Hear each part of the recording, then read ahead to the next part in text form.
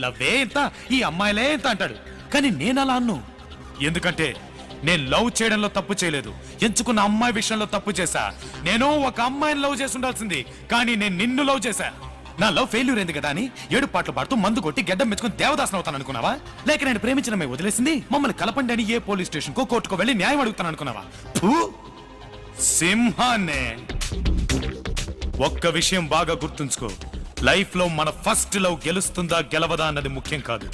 Last గా మనం చనిపోయేటప్పుడు మనకంటూ ఒక లవ్ ఉంటుందా ఉండదా అన్నదే ముఖ్యం. నాకుంటుంది.